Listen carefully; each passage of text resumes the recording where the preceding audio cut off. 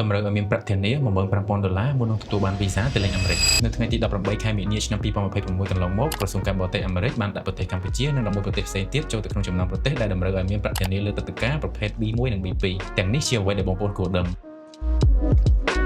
ចាប់ពីថ្ងៃទី2ខែមេសាឆ្នាំ2026នេះតទៅអ្នកដាក់វីសាទៅលេងឬទៅប្រកបអាជីវកម្មប្រភេទ B1 និង B2 នៅសហរដ្ឋអាមេរិកនឹងតម្រូវឲ្យមានប្រាក់ធានាចំនួន$5,000 $10,000 ឬ$15,000មុននឹងទទួលបានវីសាឬទឹកដីការចំនួនទឹកប្រាក់ជាក់ស្ដែងនឹងត្រូវបានកំណត់នៅពេលសម្ភាសន៍ទឹកដីការចំពោះទឹកប្រាក់ធានានេះដែរគឺត្រូវបង់មុនពេលទទួលបានទឹកដីការនិងនៅពេលដែលមន្ត្រីកុងស៊ុលណែនាំឲ្យបង់ប៉ុណ្ណោះប្រសិនបើបងប្អូនធ្វើការបង់ប្រាក់មុនការណែនាំពីមន្ត្រីកុងស៊ុលនោះនឹងពុំមានការសងត្រឡប់ទឹកប្រាក់ធានានោះមកវិញឡើយគួរបញ្ជាក់ផងដែរថាការដាក់ប្រាក់ធានានេះគឺមិនបានធានាឬបង្កើនឱកាសដើម្បីទទួលបានទឹកដីការនោះឡើយតើបងប្អូនយល់យ៉ាងណាដែរចំពោះការដាក់ប្រាក់ធានានេះសូមផ្ដល់មតិយោបល់ក្នុងខមមិនខាងក្រោមឲ្យខ្ញុំទាំងផងនៅវីដេអូក្រោយខ្ញុំនឹងប្រាប់ពីលក្ខខណ្ឌនានាដើម្បីទទួលបាននិងមិនអាចទទួលបានប្រាក់ធានាត្រឡប់មកវិញដូច្នេះកុំភ្លេច follow ឬ subscribe ខ្ញុំម្នាក់មួយផងអរគុណនិងជួបគ្នានៅវីដេអូក្រោយ